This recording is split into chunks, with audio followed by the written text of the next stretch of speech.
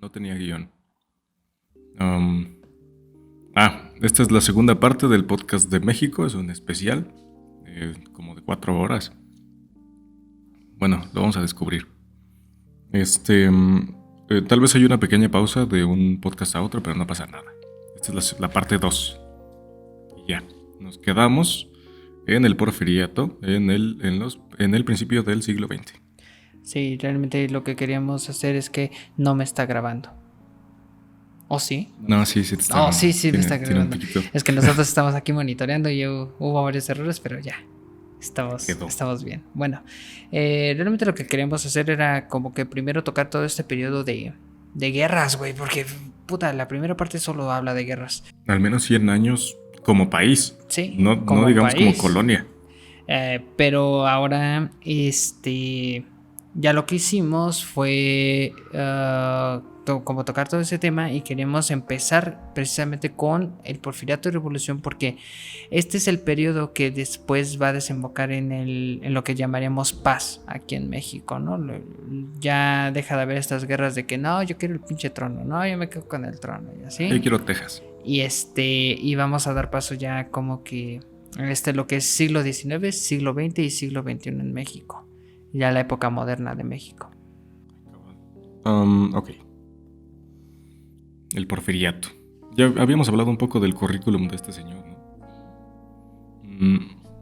Es un militar genuinamente hábil. Es compa de Benito Juárez porque vienen casi del mismo pueblo. Y de hecho tienen los mismos orígenes étnicos. Los dos tienen como orígenes indígenas. Y los dos se avergüenzan de esa herencia. Los dos usan polvo de arroz para blanquearse la piel. Y les gusta Francia. No creo que funcionara en el caso de Benito porque medía 1.40. Pero Porfirio sí era más alto y se veía más como un general, ¿no? Ay, qué cosas. Bueno, habíamos también dicho que Porfirio sí fue electo. Que había propuesto esta palabra de sufragio efectivo no reelección, cosa que después creo que ya no respeta. Sí. Pero bueno, a ver, ¿qué pasa con el Porfiriato? ¿Qué pasa con este personaje de Porfirio Díaz, güey?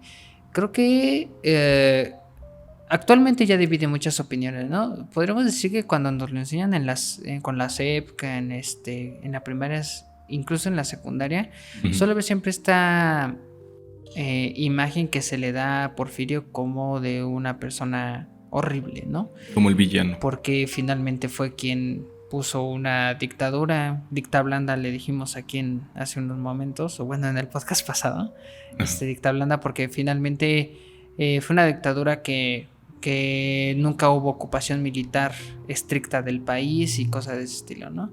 Además que nosotros ya veníamos de una tradición de que militares ocupaban el cargo de presidencia. Sí. En general hubo muy pocos licenciados, entre comillas. Al final de cuentas creo que Benito Juárez y Lerdo. Sí, tan solo ellos dos, pero incluso después del porfiriato, pues el Lázaro Cárdenas era general. Sí, todavía los guerrilleros fueron los que siguieron haciendo esto hasta que llegamos a esta época de los licenciados, que ya eran personas que habían estudiado derechos, que habían estudiado ciencias políticas, cosas de Economía. ese estilo, y que finalmente estaban ostentando estos puestos. Pero Porfirio militar y todo, pero no brindó el poder del Estado a la militar. O sea, él era militar, él fue un general, hizo una dictadura porque no había transición en el gobierno. En ese sentido es la dictadura, pero poco más. Entonces,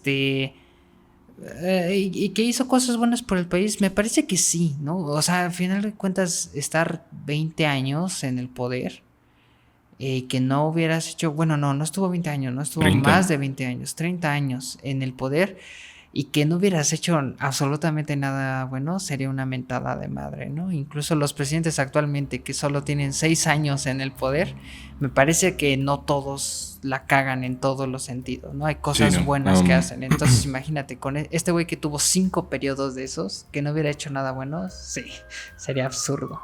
Sí, a ver, Porfirio, ya pasó la patrulla.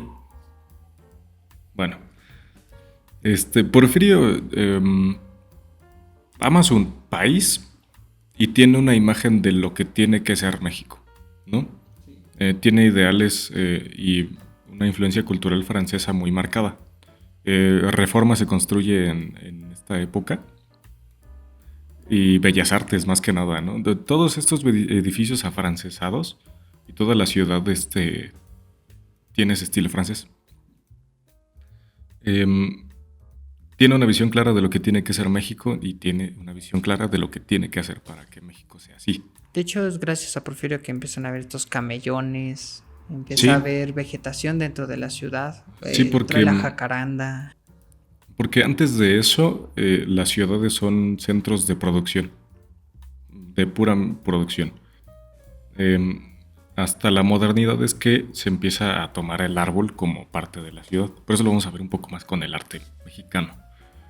Em, lo que pasa con Porfirio es que peca de un gran ego y dice, es que si yo no hago que este país sea grande, ¿quién lo va a hacer? ¿No? Y además Porfirio es militar, entonces es pragmático, como el más pragmático que hay. Entonces dice, mira, tengo este río que puedo explotar, se llama río Yaqui, pero está esta tribu que se llaman los Yaquis, que me impiden usar esas tierras de forma pacífica, entonces voy y peleo. Y entonces una tribu del norte no tiene nada que hacer contra el ejército federal. Hay huelgas de trabajadores, pues también mando al ejército federal. Oye, y además, acabas de dar un punto que creo que debería de explicarse, güey. Ejército federal. Sí. Eso es importantísimo porque es producto de lo que pasó con las reformas. Tomando en cuenta este sentido que antes de las reformas, el Estado mexicano estaba íntimamente relacionado con la iglesia. Entonces, gracias a las reformas, que es un movimiento liberal en México, que es literalmente separar la iglesia del Estado, se empieza a generar ya una república un tanto más estructurada, sigue siendo centralista, pero en el que se designan ya gobiernos para cada uno de los estados y existe la creación de un gobierno federal que queda determinado dentro del centro y que corre a mando del presidente. Entonces, solamente como acotación.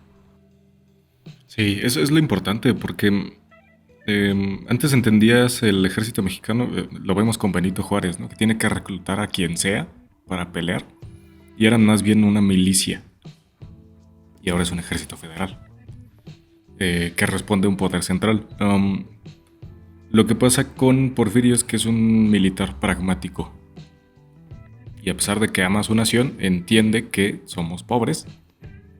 Pudimos ser una potencia, pero no lo fuimos, ¿no? Los Estados Unidos nos quitaron ese puesto. Entonces tienes que hacer todo lo posible para que el país produzca y luego ya piensas en otras cosas. Entonces empieza a inaugurar más bien empieza a construir líneas de ferrocarriles. Empieza con las mineras, pero me parece que el pueblo de México quería o pensaba que cuando llegó él también llegaría a la democracia, porque fue electo democráticamente. Ojo, hay un paréntesis aquí, la democracia en ese momento no votaban todas las personas del país, votaban los hacendados o gente importante de ciertas regiones. Ellos creían que necesitabas un cierto nivel educativo o de posesiones para que tu voto fuera considerado una cosa clasista, ¿no? El pendejo que diga que solo la gente con universidad tendría que votar es un güey clasista. Sapelo, por favor. Denle un zape, un sopapo. Pero eso pasaba en esa época. Los que votaban eran hacendados y obviamente les iba a convenir, ¿no? Que Porfirio les construyera sus líneas de ferrocarriles de su hacienda al puerto y de regreso. Pero los trabajadores no, porque de pronto tenías que pagarle a los trabajadores, pero estos güeyes tenían pues su propia concepción de lo que era justo. Hubo levantamientos en el norte, en Cananea, y de pronto la situación se vuelve insostenible Hay que aclarar que tenía un control de la nación excepcional. Sí. Porque, uno, ya contaba con los hacendados y dos, contaba con el ejército. Y tres, había modernizado al país. O sea, Sí. había traído acá las conexiones rápidas para todo el país. O sea, el ferrocarril no solamente ayudaba de cierta forma a poder transportar recursos de un lugar a otro dentro de la República de forma más rápida, ¿no? Tampoco es que ayudara únicamente al comercio ni al transporte realmente de personas. No. El mero hecho de haber conectado al país permite también al gobierno moverse más fácil dentro de todo el país. Es por eso que la administración de un país necesita que todo el país se encuentre conectado. Necesita que los estados estén conectados a través de carreteras, a través de carreteras aéreas, a través del mar. Como sea, tiene que haber una conexión entre todos los estados dentro de un país para que puedan ser administrados de la forma más eficiente posible. Más moderna posible. Lo que pasa aquí es que Porfirio empieza a tener pedos con los... no con los hacendados, porque a ellos los tomaba en cuenta. Pero a los trabajadores de a pie no. Y entonces empieza a ver este sistema que ya no es monetario, sino es un sistema de explotación genuina, que son las tiendas de raya, ¿no? Eran feuditos chiquitos, güey. Eran feudos, genuinos feudos en la modernidad. En la Ciudad de México vivían como si fueran franceses, los ricos. Sí. Pero los que no... Eran vivían feuditos, güey. Sí, casi que vivían como en la época feudal. El pedo es que no puedes sostener esa situación por siempre. Y lo que termina con ese proceso es una entrevista que le hacen de un periodista estadounidense donde dice: creo que México está listo para la democracia. Y entonces Madero empieza a actuar. Francisco I. Madero, que era un burgués, era hijo de unos hacendados, y él mismo era hacendado, tiene la idea de hacer una transición de gobierno. Sí, más o menos. Era clase alta, genuinamente. Pero es apoyo de la clase media. Sí, una muy pequeña. Era, al final de cuentas era el siglo XX, ¿no? Pero no quería un cambio radical. Simplemente quería una transición de gobierno. Sí, que existiera la votación y ya. Se dice que le hacen un fraude, entonces pierde la elección y se va a la verga todo. Porque se levantan en el norte los sonorenses, que ya habíamos dicho, ¿no? Hubo revueltas, él mandó al ejército federal y entonces hubo pedo. Entonces ya calientitos allá en el norte. Luego el centro, calientitos con Madero. Y el sur, calientitos porque no hay apoyos y no... Bueno, Porfirio nunca volvió a ver el sur. No, nadie se fija en el sur, porque entonces, en el norte hay mineras. Ajá, pero en el sur ¿qué hay, güey? Pues es pura selva. Como selva, es muy espeso, ¿para qué lo trabajas todavía? Entonces, y en el sur no hay apoyos así, entonces se levantan con... eso sí, les quitan tierras, porque las necesitan. Entonces, y en el sur se levantan con Zapata, ¿no? Entonces... Zapata y Villa, güey. Se hace un desmadre. Villa en el norte, Zapata en el sur y Madero en el centro. Sí, Madero es presidente. De hecho, a Porfirio no hay muchas batallas con el ejército federal, porque se exilia pronto. Se va a Francia, porque le mamaba a Francia. A pesar de que era compa del Kaiser. Era compa del Kaiser a Wilhelm II, el último Kaiser. Pero se va a Francia y muere en el exilio, a pesar de que amaba su tierra. Madero no tiene la misma madera que Porfirio Díaz. ¡Batum! No tiene la misma formación militar y lo traicionan, güey. Y es cuando empieza todo el desmadre, porque con Madero tenía acuerdos con Zapata y Villa. Sí, es gracias a estos tres frentes que se genera la revolución y que se gana la revolución hasta cierto punto. Sí. Pero la revolución no termina cuando Porfirio muere, ¿no? O cuando se quita a la dictadura. La revolución fue mucho después, güey. Es que ahí ya ni es revolución, porque cuando Madero es presidente se acaba la revolución y empieza la guerra de civil. Guerrillas. Ajá. Yo lo llamaría guerra civil. El pedo aquí es que incluso Porfirio se las veía venir, porque es el norte. El norte tiene una identidad muy propia de ellos. Y dijo, yo estaba Sonaste tranquilo, bien norteño, güey, muy propia de ellos. pues muy propia de ellos, ¿no? De allá, desde el lado, güey. Porfirio no tenía pedo con que se levantara el norte, él estaba preparado para eso. De hecho, tiene una frase, ¿no? Yo estaba tranquilo hasta que se levantó el sur, porque nadie esperaba nada del sur. Gracias al trabajo político de Villa, de Madero y de Zapata, el país tiene un pequeño periodo de transición. Traicionan a Madero y ya valió madre. Aquí valió madre porque en el momento en el que traicionas a Madero se levantan el norte y el sur otra vez. Ay. Y aquí viene lo complejo. Yo me chingo a este y ese se chinga a este y el otro se chinga al otro. Bueno, ¿sabes también que sería importante ahí recalcar? El papel de Estados Unidos. Sí. Güey, ¿qué pedo con Villa? ¿Cómo le tenían miedo a Villa? Es que Villa era raro. Pero era una estratega excelente. Ese güey, la verdad desconozco mucha de la historia de Villa. Ajá. Pero tenía aptitudes militares súper cabronas. Sí, más o menos. Es que el güey comandaba caballería. Villa no era genuinamente brillante. Era un güey que comandaba caballería. Era un estilo mongol, pensemos. Ok. Lo que pasa es que él con los Estados Unidos hace incursiones. Como tiene mucha caballería, puedes hacer incursiones rápidas y regresar. Se metía y regresaba, sí. El pedo con Villa es que como tienes tanta puta caballería y es la división del norte, güey. Es un gran nombre, ¿no? Y el ejército libertador del sur. Verga. Dos grandes nombres. Déjame, voy abajo. Vamos a pausarle tantito. Pausa de 2 minutos. Y regresamos de la pausa comercial. Ya, vamos a hablar de la traición de Madero. Vámonos, recio.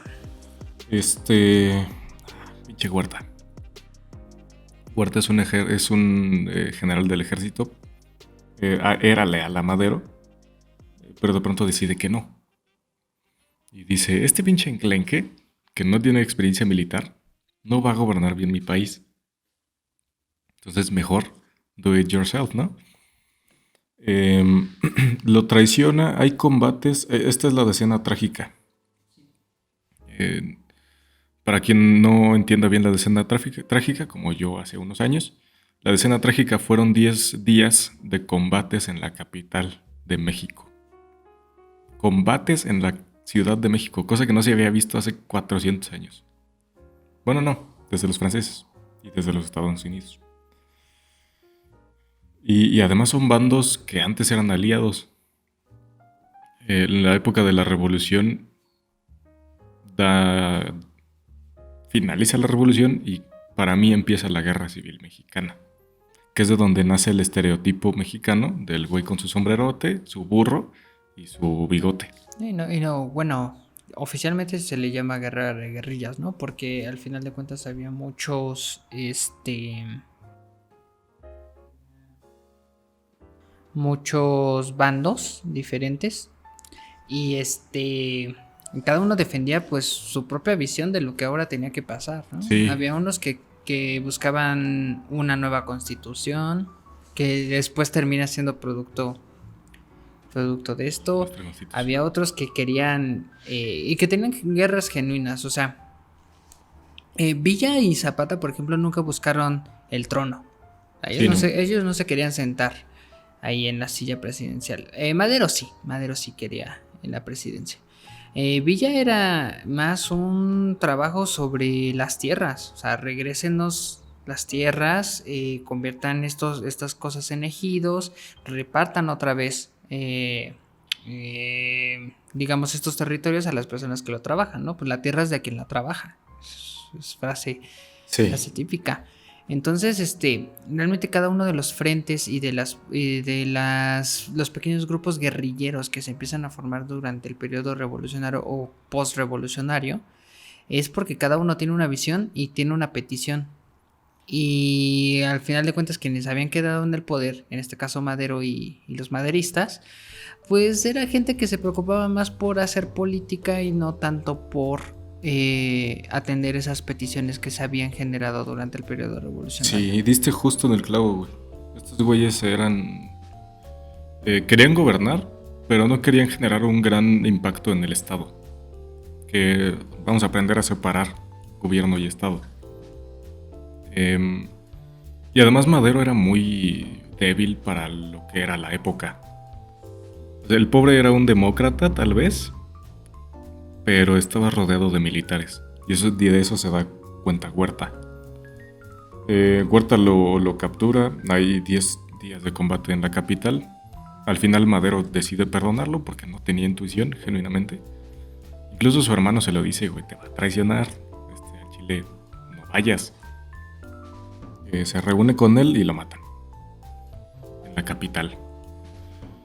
Y aquí es donde empieza la torre de Mortal Kombat de la Constitución. Vámonos, esa, aviéntatela tú. Entonces el primer nivel fue Madero, ¿no? Bueno, el primer nivel fue Porfirio, que es el que tenías que vencer primero. Después llegó Madero. Este estaba un poco más fácil. Ahora toca Huerta. Pero con Huerta, con Villa habían muchos mandos militares, porque ese güey era del norte, era chihuahuense.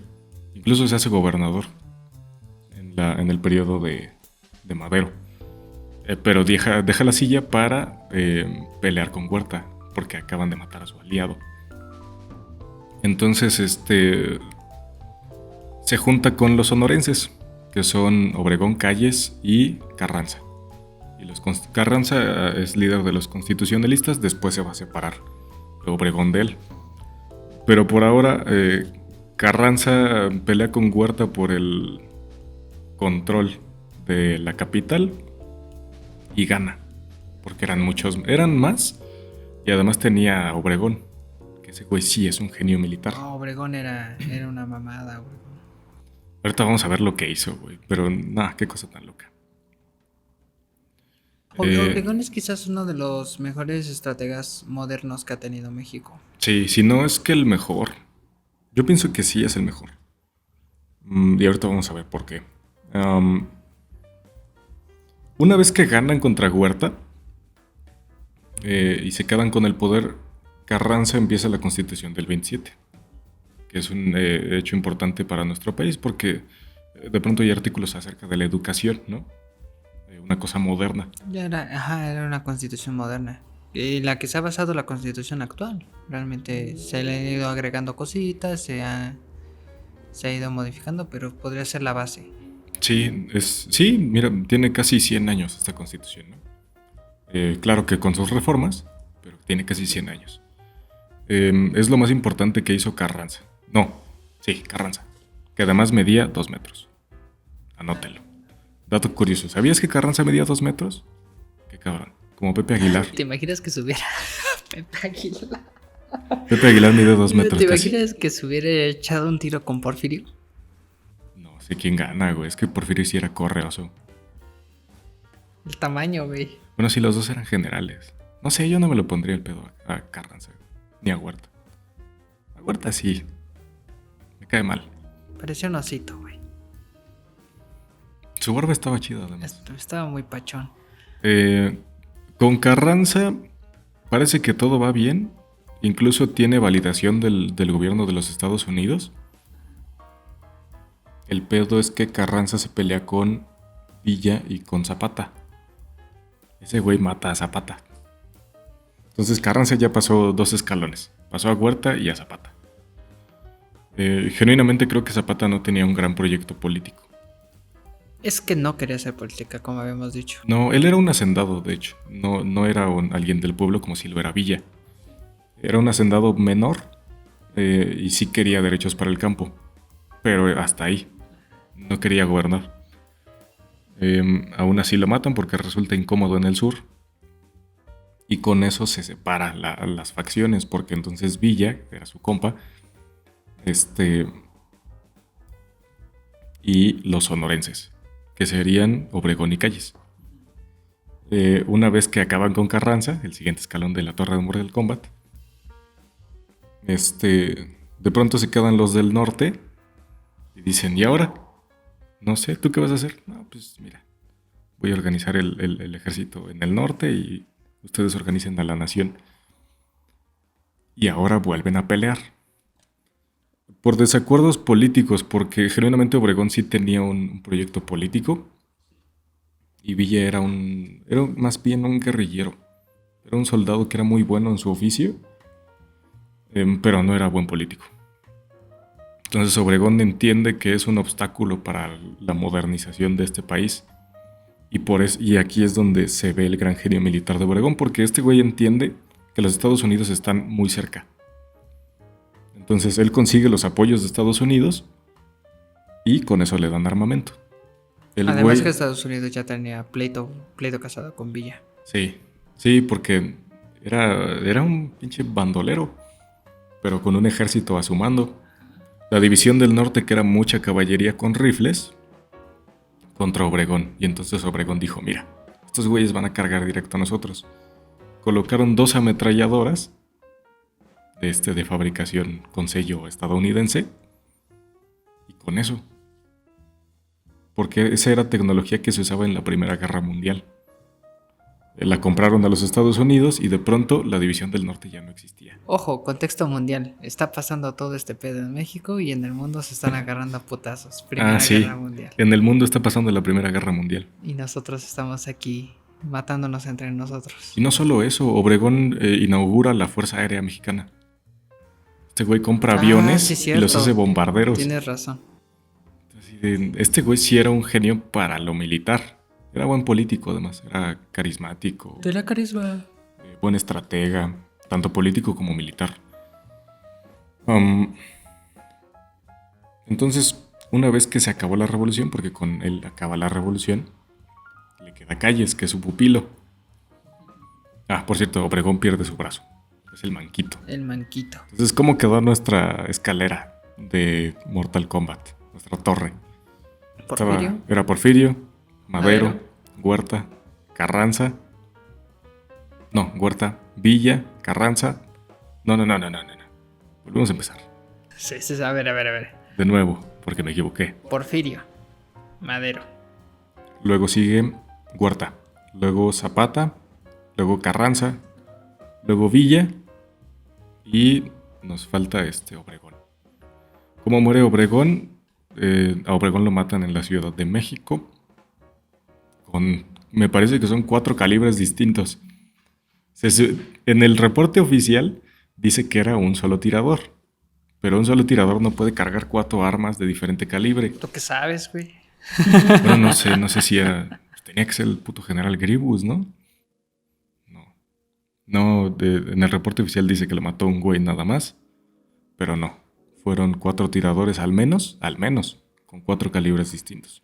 Entonces, todo indica que lo mató Calles por ese reporte. Sí. Calles ahora...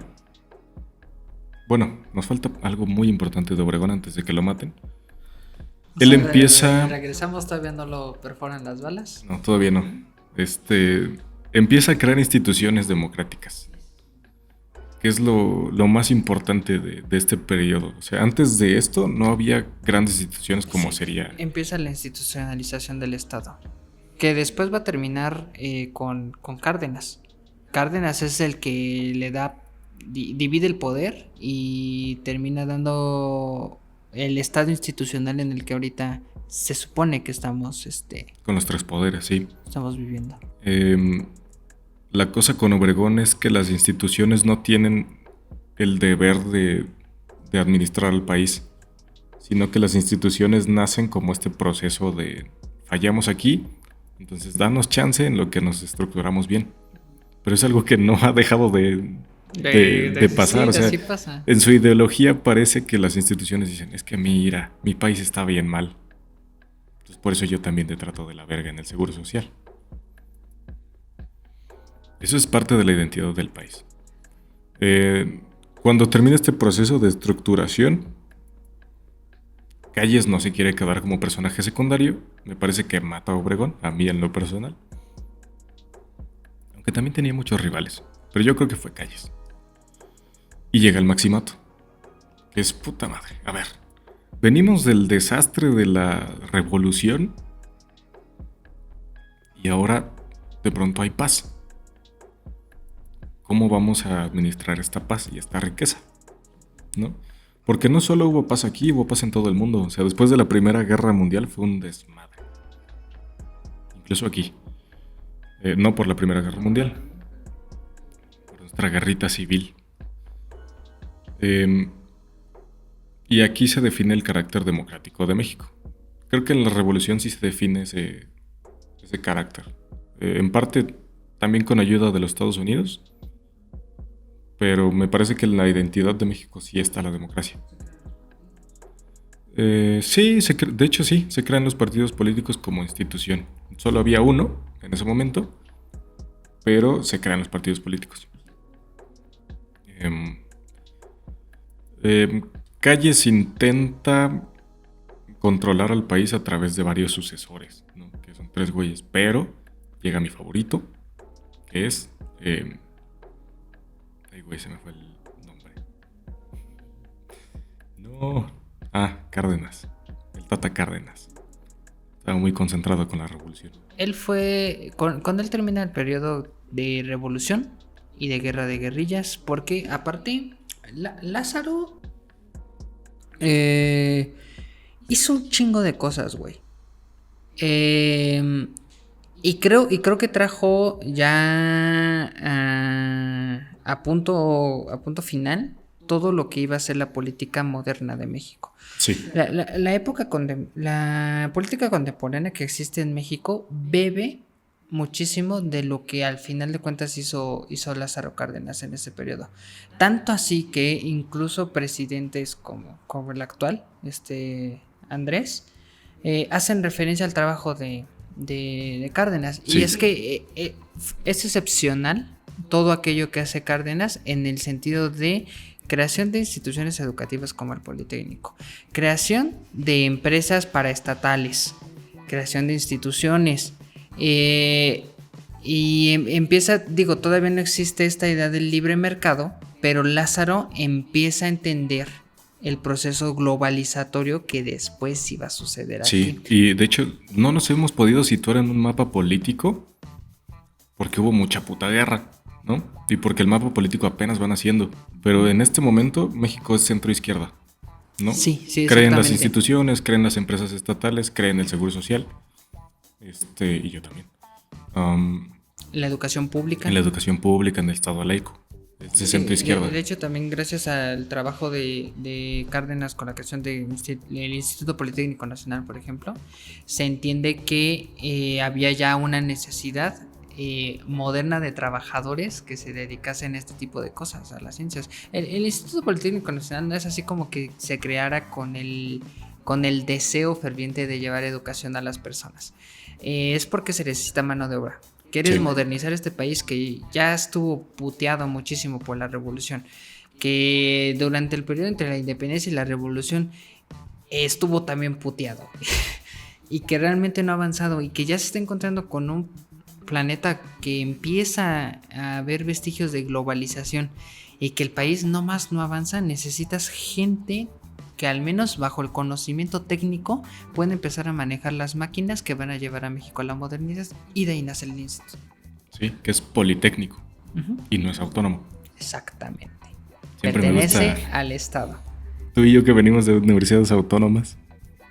No, imagínate, güey, o sea, yo tengo las dos sangres. Cierto. Yo soy guinda de preparatoria y ahorita pues soy de sangre negra por la UAM. Pero yo que viví esos dos tipos de educaciones, te puedo decir que inclusive hoy, con los parámetros de hoy en día, que ahorita ya la educación técnica ya no va tan enfocada a el güey que va a labrar cosas, porque México ya se encuentra en otra situación económica, otra situación política. El Politécnico sigue manteniendo esos valores que Cárdenas dejó. Ya cada quien lo va a interpretar como si esto es algo bueno, si esto es algo malo, que qué retrógrada del instituto o qué bonito que siga con este tipo de valores. Cada quien lo va a interpretar como quiera. Pero es un hecho que el Instituto Politécnico sigue siendo una escuela que respeta los valores del cardenismo. Sí, y otra cosa, las corrientes políticas de las que estamos hablando, tanto de Calles como de Obregón y de Cárdenas, ellos son nacional revolucionarios. Em, es una corriente que siguió permeando con el priismo y es una corriente que todavía adopta el presidente. Y bueno, ahora al rato vamos a hablar de eso. Vámonos más rápido. Con Cárdenas se crean muchas instituciones. De hecho, incluso después de su periodo, Sedena no se llamaba Sedena, se llamaba Guerrilla Nacional. La institucionalizan y de pronto se llama la Secretaría de la Defensa Nacional. Pero ya es secretaría, ya es una institución. Después de Cárdenas llega el Milagro Mexicano, que es Es la intervención de México en la Segunda Guerra Mundial. Sí. Porque México interviene en la Segunda Guerra Mundial, pero realmente su aporte militarmente hablando es mínimo. Y además empieza a existir el fantasma que rondaba Europa. El comunismo llega a México. Sí. Y entonces, de hecho, por ahí Cárdenas tiene por ahí algunas cosillas, unos que veres con el Partido Comunista Mexicano. Sí. Da paso a eso. Él es muy zurdo. Él siempre fue zurdo. Y es importante que cuando llega la intervención de México en la Segunda Guerra Mundial, México era un país que no sabía a quién irle en un principio. Porque México descubre el petróleo, además se acaba de crear Pemex, gracias a Cárdenas. Se crea Pemex, entonces México se vuelve una potencia petrolera en el mundo. Y entonces empezamos a venderle petróleo a Alemania. Sí, le vendemos petróleo a Alemania.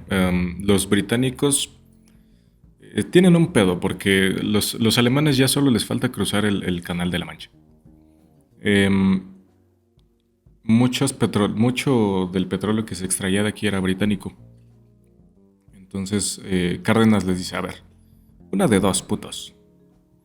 O le vendo petróleo a los alemanes y te quedas con tu petróleo, o me dejas expropiar mi petróleo y ya no le vendo a los alemanes y solo le vendo a los aliados. Entonces al principio México no era aliado de Alemania. México no fungía como aliado en un principio. No, de hecho no, todo lo contrario. Simplemente daba recursos a Sí. quien le comprara. Dato importante para el final del podcast, hay una plaza en Austria que se llama México Plazen, que tiene que ver con la protesta de México ante la invasión alemana, de la Alemania nazi. Fue el único país que se declaró protestó. en contra de eso. Sí. Eso va a ser importante para después. Entonces, México sí va a ser muy importante para el final del podcast. Entonces, México pues en ese momento le vende petróleo de esta forma. También por cuestiones con los Estados Unidos y así. Después le vende a la Alianza. Y el único papel militar de México en ese sentido es el Escuadrón 201. Sí, un escuadrón casi que de operaciones especiales o de reconocimiento. Buenos que pilotos. Trabaja íntimamente con la Fuerza Aérea Americana, ¿no? Sí, estaban bajo su mando, porque eran 12 hombres. No era genuinamente grande. Pero con esto, híjole, México vio el paso de la posmodernidad, de la modernidad a la posmodernidad, sin haber entrado de lleno a la modernidad. Entró de forma estética. Lo que nosotros hablábamos, de hecho en el destino creo que lo hablamos, era que Latinoamérica se encontró en un momento en el que ya había pasado la modernidad y apenas la habíamos experimentado. Sí, y solo de forma estética, porque hablamos de la arquitectura, de la experiencia, de lo que es la modernidad, pero hay que recordar que en las guerras que nosotros peleábamos, en la revolución, en esa revolución mexicana, en el mundo estaba sucediendo la revolución industrial. La segunda, ni siquiera la primera.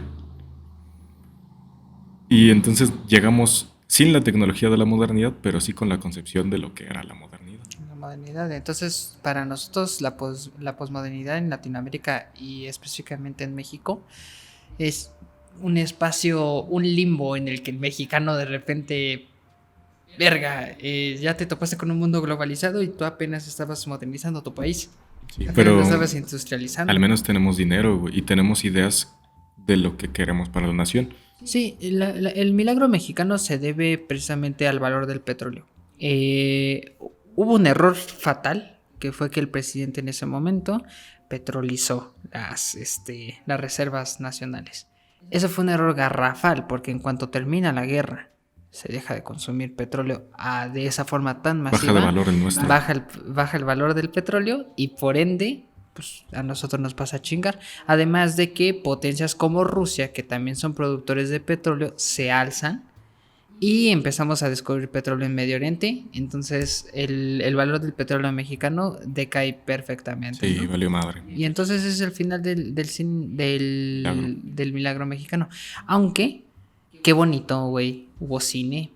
Eso lo vamos a hablar Vamos a hablar en después. el arte, ¿no? Porque quisimos separar la sección del arte. Después se entenderá el porqué. Bueno, después del milagro mexicano con Miguel Alemán, nace la bella tradición de saquear al puto país, ¿no? Miguel Alemán, sí, Miguel Alemán genuinamente deja las arcas casi que en cero. No se ve gran parte de las obras públicas. Ese güey empieza con la rapiña y es una tradición que sobrevive a día de hoy, ¿no?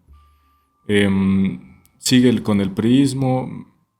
Me parece que podemos saltar un poco. Bueno, no. Podemos hablar de las corrientes ideológicas mexicanas, como que aquí sobrevivió un poco más el comunismo de lo normal. Pero por nuestra relación Geográfica geográfica con al Estados neoliberalismo. Unidos. Sí, no. Y no, hay que. Los movimientos estudiantiles. Ok, sí, van un poquito antes. En el 68 hay muchos movimientos estudiantiles en el mundo, ¿no? En Francia, en Checoslovaquia. Empieza en Francia, también hay algunos movimientos en Chile, hay unos movimientos en Argentina, en Bolivia y aquí en México empieza también el movimiento estudiantil, que primero inicia con una pelea de porros en Boca 2 Sí. y personajes que ganan un partido de fútbol y se empiezan a madrear, ¿no? Sí. Pero eso realmente no es lo importante. Nosotros aquí no vamos a hablar del movimiento del 68, sino de las consecuencias que trae el movimiento del 68 para la política mexicana y para el entendimiento de la relación entre el Estado y el pueblo. Porque Sí. es gracias a ese evento que el pueblo comienza a tener esta pelea constante con el gobierno. Sí, con el gobierno, no con el Estado, porque el pueblo todavía no entiende lo que es Estado. Sí, porque tendríamos que entender que el Estado implica al gobierno y su accionar con el pueblo. El Estado somos los dos. Es el pueblo y es el gobierno. Pero se fractura la relación en el Estado, porque el pueblo comienza a tenerle miedo, también le tiene coraje Genuino rencor y rencor. por los acontecimientos del 2 de octubre, ¿no? Porque imagínate, eres una dictablanda, ¿no? Como lo era el priismo en ese momento. Controlabas la prensa, controlabas cierto tipo de difusión cultural. Y de pronto ves a tus dos universidades más grandes que empiezan a marchar los morros. Y entonces es un pedo, ¿no? O sea, todas las dictaduras tienen miedo de estas cosas. Y la manera que encontraron para reprender esto, pues fue la fuerza militar, el 2 de octubre, ¿no? Y luego cuando México está en los ojos del mundo gracias a las Olimpiadas. Sí, justo antes de las Olimpiadas. Entonces, México ya no era este país idílico, porque hay que recordar que muchos migrantes llegaron aquí durante la Segunda Guerra Mundial, incluso antes, ¿no? Muchos españoles, judíos. En la Guerra Civil Española se plagó aquí de españoles. Cuando pasó la Segunda Guerra Mundial aquí hubieron muchos italianos que se refugiaron. Refugiados políticos como Trotsky. Y eso va a ser importante también para el final del podcast. Sí. Entonces el 68 es una ola mundial. No, y ojo, antes del 68, güey, el temblor. Cuando sucedió el temblor aquí en México, esa fue una primera fractura con el gobierno, entre el pueblo y el gobierno, porque el gobierno declara que aquí no pasa nada, se decide no recibir apoyo del extranjero y se dice que México se va a levantar a sí mismo. Puro pedo, muy güey. Revolucionario, güey. Fue el propio... O sea, muy nacional revolucionario. Fue el propio pueblo el que se encargó de levantar al pueblo, después del temblor. ¿El gobierno tuvo inferencia? Claro que sí, pero ¿cuánta fue su inferencia, no? Y entonces el mexicano adquiere una de los valores más importantes y que se siguen permeando. Un mexicano apoya a un mexicano. Sí, la solidaridad. Y no solo... La solidaridad, que incluso se volvió después una institución. Se crea en el mexicano a partir del temblor del 85. Es ese periodo el que hizo presente en el mexicano que tenía que apoyarse a sí mismo, y es uno de los valores que aquí en la actualidad, todavía en una época en la que el individuo se venera, sigue permeando, güey. Sí. Y que va a servir para el final del podcast. Es también ese valor. Nos pasamos con el 94, ¿no? Ya. Pues pinche año feo, güey. Y después lo que pasa con Salinas. Neoliberalismo, güey. No tocamos el neoliberalismo. A ver, el neoliberalismo hay que entenderlo como... Realmente no existe. Es que es raro. Porque por un lado los liberales comentan que jamás existió un neoliberalismo. No puede llamársele así, porque finalmente atiende a las ideas liberales que se plantearon desde un principio, ¿no? Entonces el llamado neoliberalismo tendría que seguir siendo llamado liberalismo. Sin embargo, se comprende el neoliberalismo como un segundo movimiento libertario. Es decir, el primero es el que habíamos mencionado con las leyes de reforma, que es cuando la Iglesia y el Estado se separan. Cuando hablamos de neoliberalismo, implicaríamos que vuelve a existir una separación, pero ¿ahora de qué? Del mercado contra el Estado, ¿no? Exacto. Es eliminar la interferencia que existe del Estado para con el mercado y liberar completamente el mercado, cosa que nunca sucedió. Y esta idea nace y debería. nace nace en Inglaterra y se va exportando al resto de los países. ¿México tuvo un periodo neoliberal? Podríamos decirlo que sí. Ese periodo neoliberal nace cuando entra Salinas de Gortari con estas ideas tecnócratas. Cuando entra Salinas, es la persona que decide que México tiene que ser primer mundo, muy porfiriano. Sí, muy extraño. Y determina que las paraestatales lo único que están haciendo es, de cierta forma, chupar recursos del Estado que pueden ser utilizados para otras cosas. Cosa que sí hicieron en parte. Y sí, quiero aclarar que las paraestatales... Me gusta mucho el Estado fuerte y con instituciones como el IMSS, ¿no? Como el Seguro Social. Pero el hecho de que el Estado fuera propietario del Atlante no me hace sentido. No servía de nada, ¿no? Sí, no. Sí, o del gas bienestar. Por ejemplo, yo... la idea final del liberalismo es llegar al narcocapitalismo, ¿no? Sí, de cierta forma. Que es forma de gobierno en el que el Estado más bien no existe. No existe el estado de bienestar, a eso le llamamos Estado. No existe un gobierno, no existe paraestatales, así le llamamos aquí en México a las instituciones públicas o a las empresas que pertenecen al Estado, paraestatales. Paraestatal, para el Estado, del Estado. Uh-huh. Entonces, digamos que el anarcocapitalismo habla de una liberación completa del mercado, y el mercado es el que ayuda a la autorregulación de la sociedad. Que me parece corto de miras, güey. Y que es muy utópico, y que no las personas que suelen defender el anarcocapitalismo pretenden que se instaure este sistema con las condiciones actuales. O sea, en el que sería imposible para una pequeña empresa crecer, ni mucho menos. Realmente no existiría competencia, ¿no? A ver, vámonos desde cero, vámonos desde abajo, en un capitalismo cero, y vamos a reiniciarlo, a ver si es cierto que el anarcocapitalismo funciona. No, pero entonces, además, fíjate. Pero yo sería, nada más para concluir, pero yo me encontraría en un espacio minarquista.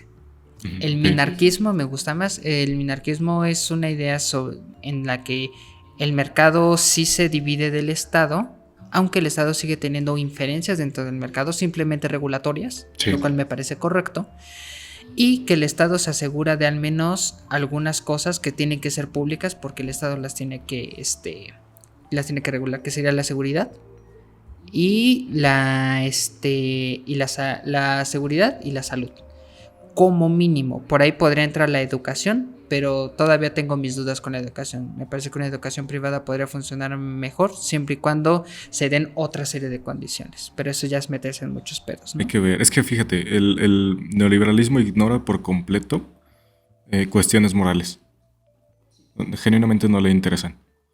Entonces, cuando ignoras la moralidad de las cosas, pues es muy fácil pensar que el mercado se regula solo, ¿no? Pero eres estúpido, o sea, Sí, la vida... está olvidando que el humano es humano, ¿no? Y que Sí, es no, pero además codicioso. la experiencia humana no se limita al mercado. Hay muchas otras cosas, güey, que están por ahí, la cultura, la moral. Pues ya lo decía Erich Fromm cuando trata de explicar el amor a través de podcast del amor, ¿eh? Podcast del amor, verga. Cuando trata de explicar el amor a través de esto, de este nuevo sistema capitalista, al final de cuentas uno llega a la conclusión de que no solamente estamos en dinámicas de mercado. Sí, ¿no? No, y además va en contra de muchos valores humanos, ¿no? Y esa es una gran anotación porque cuando el mercado no considera la moral, se puede hacer cualquier cosa. Pues sí, cualquier cosa es posible. Ahora, aquí en México, cuando se instala el neoliberalismo con Salinas, No sale mal. no sale mal en primera porque México no tenía un mercado competitivo en lo absoluto contra empresas tan grandes que iban a entrar aquí a México, empresas extranjeras, estadounidenses, alemanas, bueno, europeas en general, americanas, etcétera, ¿no? Entonces, abrir el mercado cuando tu mercado no es lo suficientemente competitivo, solo puede traer cosas malas. Y entonces ya vamos a llegar a El error de diciembre, güey. Sí. Híjole, vivíamos de prestado, mano. Mira, así está el pedo. Fíjate, llegan los neoliberales traicionando su tradición priista, que es centro-izquierda, y estos güeyes no, se van a la derecha económica. Y dicen, el Estado debe ser tan pequeño como sea, porque sí existía un exceso del Estado. Había demasiadas empresas, entre ellas el Atlante, ya dijimos, que además ni ganaban, pinche Atlante. Que era un exceso, era el exceso del estado de bienestar o del estado que interviene. Benefactor, le llamaban un estado benefactor. Entonces estos güeyes dicen, ¿y si hacemos todo lo contrario? Bueno, va. Grandes ciudades como Chicago o Nueva York, que nacieron en el siglo pasado, o bueno, que crecieron a través de la guerra, fueron planeadas bajo este modelo. Si hoy ves Chicago y Nueva York, pues son ciudades enormes, pero con parques muy pequeños. Entonces, espacios públicos hay muy pocos. Lo que pasa con el error de diciembre, con el 94, y por lo que hay una crisis, es que México pierde en el Mundial. No. Que además pierden en el Mundial. Pasó de todo ese puto año, güey. No, México se decide por esta política, pero ellos toman conceptos de la bolsa de valores. Entonces dicen, mira, yo voy a expedir estos bonos estatales, tú los compras y así aumentan o bajan su valor, ¿no? Fue una época, al principio fue de bonanza porque de pronto los agricultores tuvieron créditos estatales, de pronto se empezaron a construir muchas infraestructuras. De hecho, la autopista de México a Acapulco, que es la autopista del Sol, no es por Luis Miguel, pero casi, se construye con ese dinero. Pero de hecho, genuinamente aquí en México había bienestar. Sí. O sea, sí. En ese momento. Sí, México era... Puta, en ese momento había entrado a primer mundo. El pedo es que primer mundo cuesta, güey. ¿Y de dónde pagábamos los apoyos al campo? ¿De dónde pagábamos las infraestructuras? Pidiendo créditos. ¿Y cómo asegurábamos que íbamos a pagar esos créditos? Con los bonos estatales. Dependiendo de cuánto valiera esto, era lo que podía yo pedir prestado. De pronto, alguien se dio cuenta de que era una burbuja, no podíamos seguir viviendo de crédito, y empezaron a correr este rumor entre las grandes esferas económicas de que si tú sacas dólares ahorita, va a valer mucho más tu dinero en el futuro. Empezaron a sacar dólares, se devaluaron estos fondos estatales, y de pronto nuestro crédito ya no era ya no estaba en pesos para empezar. No estaba en pesos, güey. Y además el dólar subió su valor mucho porque ahora México tenía una deuda enorme. Y ese fue el error de diciembre, güey. Y nos terminó chingando. Y no nada más a México, güey. Demasiados créditos, güey. Primero se chinga México con 3 ceros. Puta. Sí. Putazo. Le tuvimos que quedar 3 ceros artificiales. Y gracias a que nosotros entramos en crisis, Latinoamérica entra en crisis. No solo Latinoamérica. El efecto tequila. De hecho, los Estados Unidos tuvieron que prestarnos dinero para pagar lo que ya les debíamos, ¿no?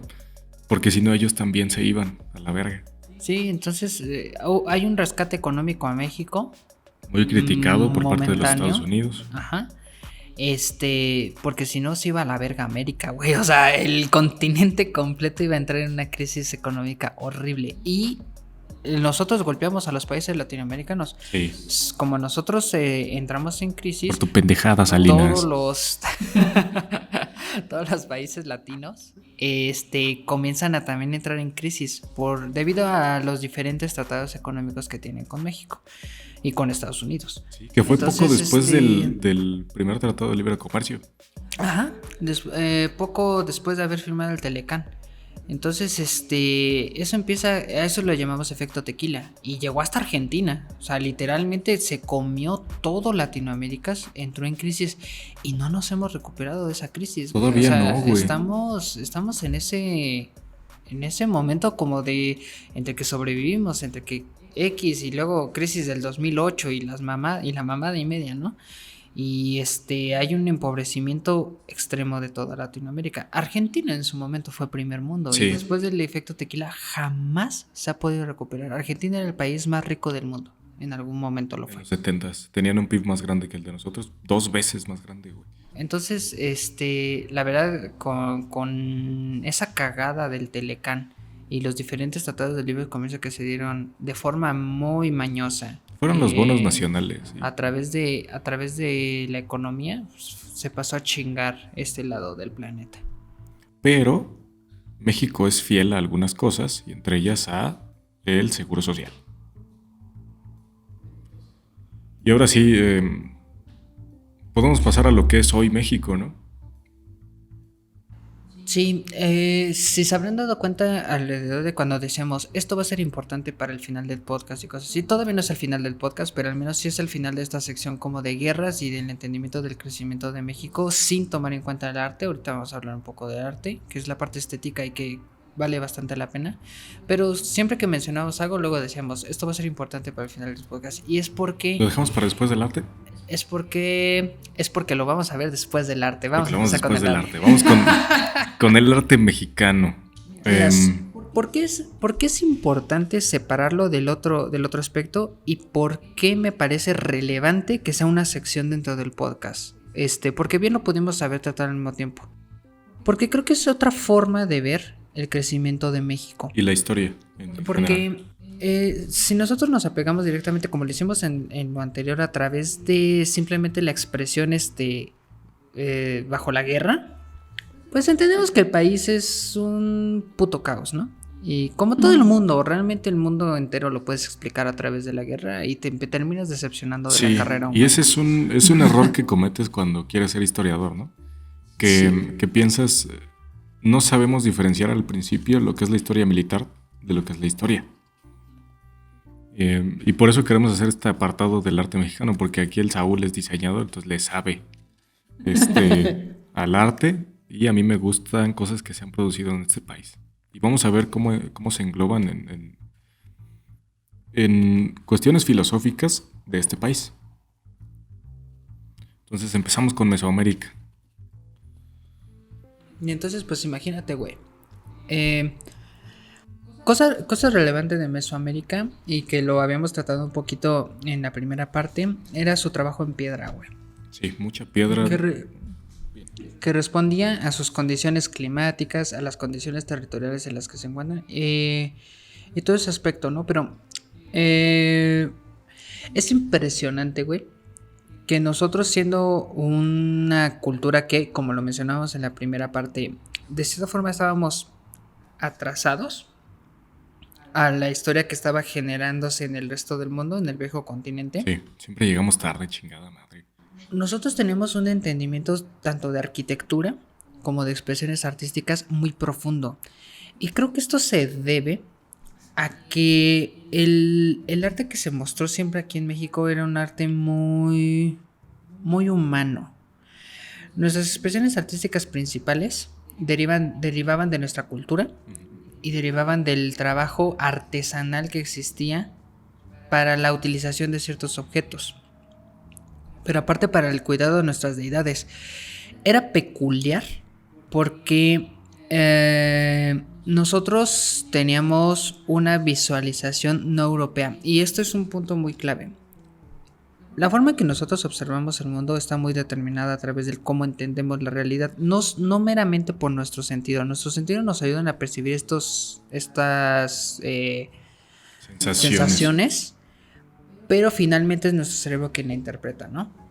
Y es muy curioso porque mientras que en Europa nosotros estábamos viendo cosas como la perspectiva, esencialmente estábamos viendo perspectiva, después te vas a Egipto y todo su entendimiento de la forma es hacia enfrente y después la expresión con un lado. Por eso tenemos estos dibujos. Sí. Y es un entendimiento de la realidad a través de otros ojos. Y cuando llegas aquí a América, se parece mucho a las expresiones egipcias. Sí. Incluso también tenemos un entendimiento de las figuras de esa forma. Estéticamente se parecen mucho porque los egipcios adoraban mucho al sol. El oro es tan valioso para los... Bueno, es valioso para los egipcios, pero no se usa como moneda porque la moneda es algo mundano. Es valioso porque ellos creían que el sol estaba hecho de oro. Entonces, si tu deidad principal es el oro, no lo vas a tratar como moneda. Va a ser algo más estético. Por cuestiones de belleza y religiosas. Y aquí en México sucede algo muy parecido con los metales y por eso nuestro trabajo principal se mantiene en el oro. Y además, lo que habíamos comentado, güey, tenemos un clima tan rico que nos permitía obtener ahora sí que materiales para la pintura, que de hecho actualmente utilizamos, ¿no, güey? Sí, o sea, la cochinilla roja. La cochinilla roja para hacer tintes rojos, de las flores sacábamos tintes azules. Aquí en México existía el azul. Y allá no, güey. Los griegos no conocían el azul, describían el Egeo como un mar verde. Aquí en México existía el azul, imagínense ese pedo. Tenemos colores térreos, tenemos también el jade. O sea, había muchas cosas que nosotros manipulábamos para poder hacer nuestras expresiones artísticas, y creo que desde ahí, desde ese momento en que nosotros ponderamos el color sobre la forma dentro de nuestras expresiones, es por eso que México en general siempre se viste de colores. Incluso nuestras expresiones modernas en las que pareciese que entendemos esta filosofía que viene de la Bauhaus y que nos casamos tanto con ella de lo menos es más, que en México no aplica, güey. Aquí en México no aplica el menos es más. Ahora, eso es más o menos con Mesoamérica, y por ahí mencionábamos el Arco Maya. Específicamente, ¿por qué el Arco Maya? Porque después cuando nosotros hacemos Art Deco se va a ver expresado, pero cuando lleguemos al Art Deco, realmente ya cuando llegamos al arte mexica. Ajá. Quería hacer un pequeño paréntesis, porque a pesar de que no escribían como tal, tenían poetas. Y Nezahualcóyotl es de mis poetas favoritos, güey. Siempre está hablando de flores, de pájaros que cantan, ¿no? Muy relacionado con la naturaleza. Pero además te habla del papel del hombre con respecto de la naturaleza. Que tiene un poema que es el más maravilloso que he encontrado, güey, que es Al menos dejemos flores, ¿no? Al final dice, ¿a qué hemos venido a la tierra? A menguar. Al menos dejemos cantos, al menos dejemos flores. Me parece muy bello. Qué bonito. Por eso lean a Nezahualcóyotl, es bien bonito. Incluso traducido al español. Y ya. Bueno, el pequeño paréntesis. Pero en general creo que todo este color, cuando llegamos a la época a la época de la colonia, creo que se apaga, güey. Se apaga por un momento, pero la tendencia europea, porque al final de cuentas ya nosotros cuando nos colonizamos dejamos de ser meramente mesoamericanos, ¿no? Sí. Y entonces las expresiones artísticas cuando llega la colonia se extienden increíblemente, güey. O sea, el propio sentido de que nosotros, por ejemplo, en música, cuando estamos en Mesoamérica, somos muchos de instrumentos de viento, porque pues es lo que se nos permite hacer, ¿no? Tenemos conchas, tenemos A veces silbatos que cajas. labrábamos, todo eso y que también usábamos para la guerra. Este, y cuando llega a Europa, pues nos traen instrumentos de cuerda. Sí. Nos traen instrumentos, otros instrumentos percutivos y otros instrumentos de viento, pero generalmente la aportación europea aquí en México es la cuerda.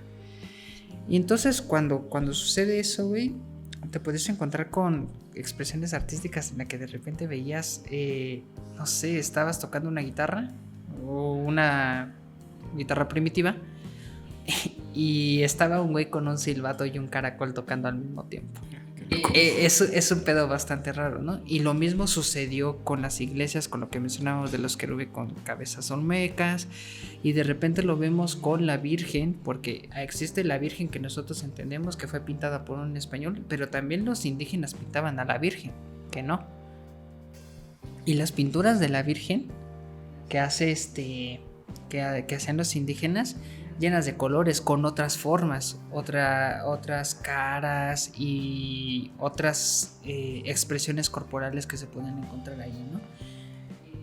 También parte de nuestra gastronomía Sí. se alimenta terriblemente de la colonia. Sí, porque Conocemos cómo hacer pan. sí, para empezar, el mexicano es muy panero, eso sí. Sí, teníamos una tradición culinaria aquí, porque aquí crece de todo, ¿no? Y además nuestra comida es muy colorida. Cuando se fusiona con la tradición europea, o sea, el pozole era de humano, sí, tenía carnita, ¿no? De pronto comer humano ya no estaba bien, comer tlaxcalteca ya no estaba bien, ponle chanchito o pollo, ¿no?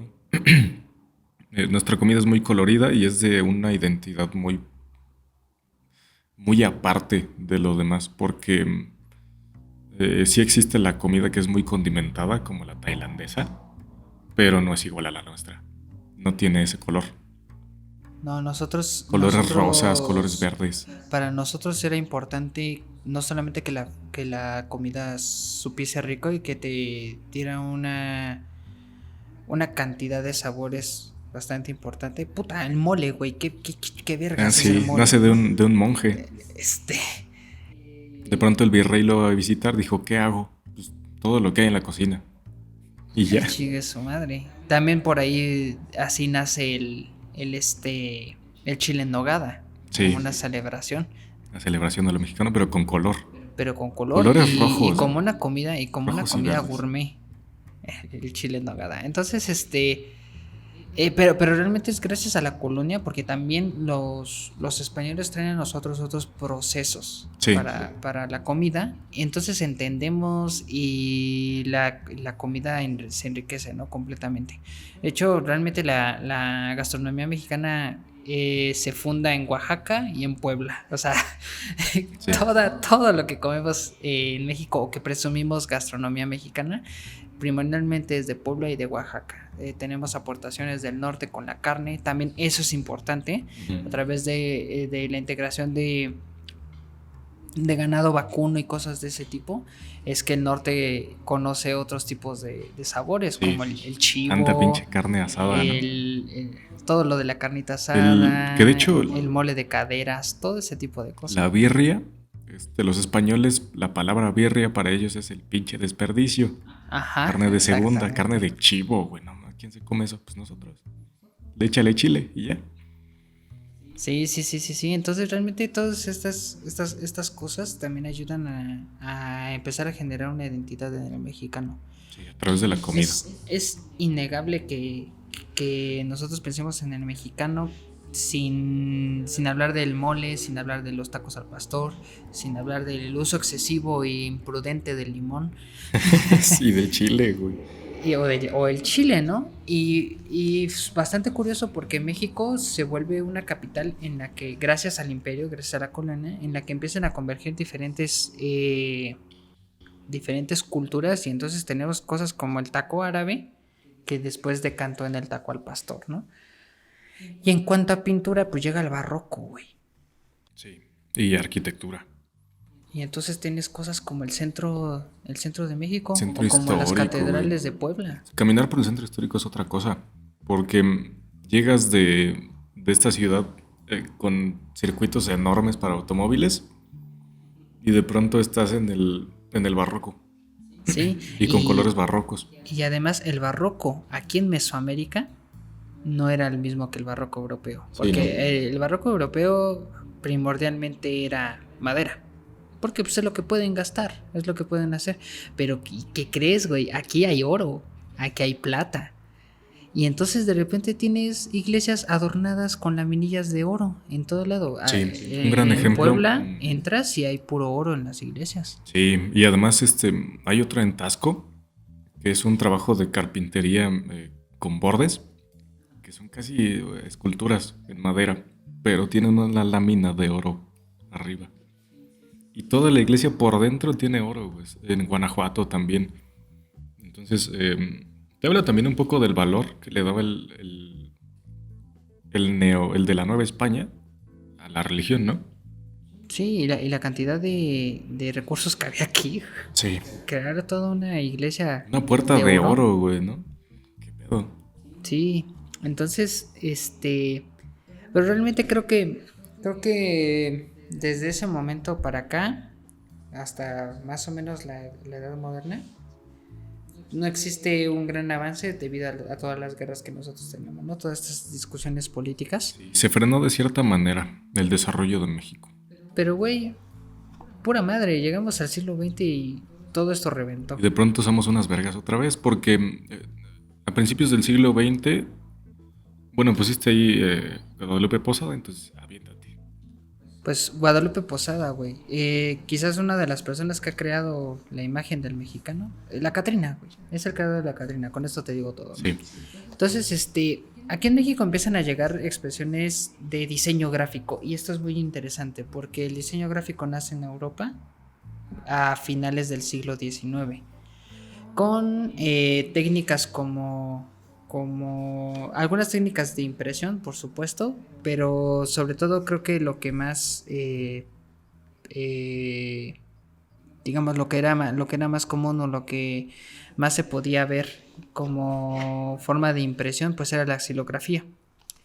Y entonces cuando llega aquí en México y se empiezan a crear estos primeros impresos, la xilografía mexicana, bebida de la alemana o de la germana, nos traen cosas como la Catrina de Guadalupe Posadas y además toda la gráfica que nosotros encontramos de la revolución se reproduce a través de la estilografía.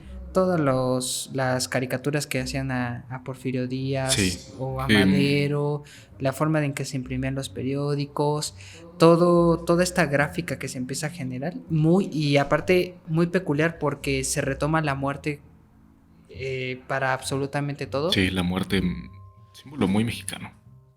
Y que uno incluso se empieza a reír de la muerte, ¿no? Digamos que lo que conocemos nosotros como Día de Muertos nace en la colonia, pero el Día de Muertos moderno nace en la Revolución. Sí, de hecho, la Revolución fue una de las primeras guerras que fue filmada. Ah, sí, Entonces, sí. a partir de los filmes de la Revolución y de las fotos que se tomaron, es que nace el estereotipo del mexicano. Con estos sombreros enormes, el bigote, ¿cómo se llama? Bandolera, que es para las municiones.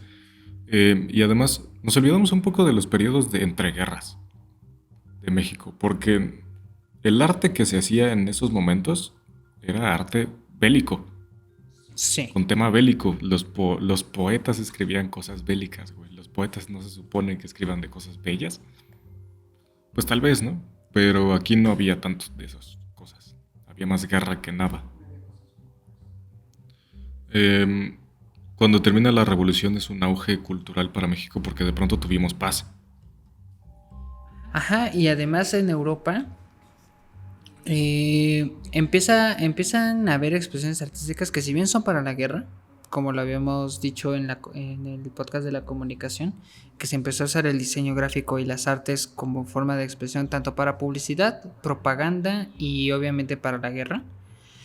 Aquí en México se empieza a desarrollar eso porque nosotros nos encontramos en un periodo que deja de haber completamente guerra y entramos en un periodo entre comillas de paz. De hecho, México después de la revolución, como ya lo vimos, realmente no está en un periodo de guerra Sí, no entra en guerras. poderoso. ¿Existen conflictos contra el Estado? Sí. Tenemos el LZN, está ZLN, ya ni hablamos de eso. Todo eso pasó en el 94. Sí, estamos contra esto de los movimientos estudiantiles y así, pero pues relativamente es paz, ¿no? Entonces México se puede centrar ahora en crear expresiones artísticas y en generar una nueva gráfica, que más adelante vamos a ver qué pedo con esa gráfica. Pero los muralistas, güey. Sí, ok. México tiene paz y además está en un auge económico importante, ¿no? Porque de pronto tienes paz. De pronto puedes producir sin ningún problema. Y descubrimos que nuestros artistas son unos chingones, ¿no? Porque vienen arrastrando una tradición cultural enorme de miles de años. Bueno, de menos de 1000 años, pero casi. Pero que no se había explotado antes. Y además llega con una corriente que es impactante, que es el muralismo. Y con personas que son estudiadas, porque el muralismo realmente ayuda a retratar los horrores de la revolución, ¿no?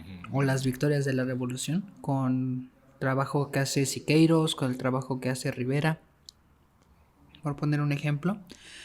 Pero, por ejemplo, Siqueiros, que sí vive la revolución, pinta de forma muy peculiar la guerra, mientras que Rivera, que toda la revolución se la pasó en España, aunque vivió la guerra civil española, eso sí. O sea, cuando empieza la guerra civil española ya se regresa aquí en México, pero aquí en México ya se terminó la revolución.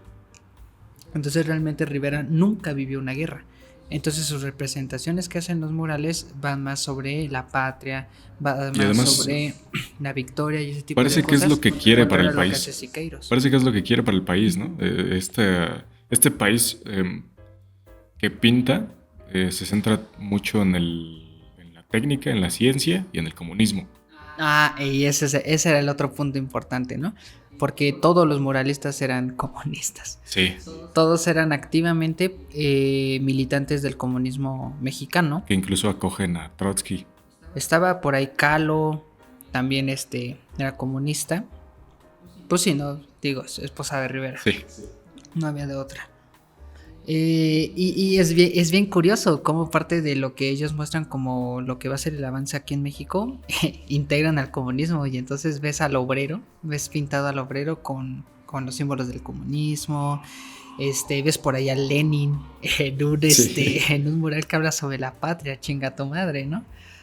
Es una cosa bastante curiosa el muralismo, y que surge también a la par con otra expresión artística que le da una segunda dimensión a México, y creo que es la primera vez que en México, la primera y única vez que en México se decide aceptar las dos raíces que tenemos.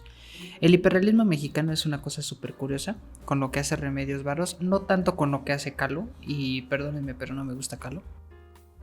Es que... A mí no me gusta Kahlo, absolutamente nada. No se me hace ni transgresora, no se me hace nada. Lo único importante y relevante que ha tenido en la actualidad es que se volvió un símbolo feminista, pero de eso... A mí sí me gusta, güey. Más nada. A mí mi pintura no me agrada, pero le voy a reconocer que hizo hiperrealismo. Sí.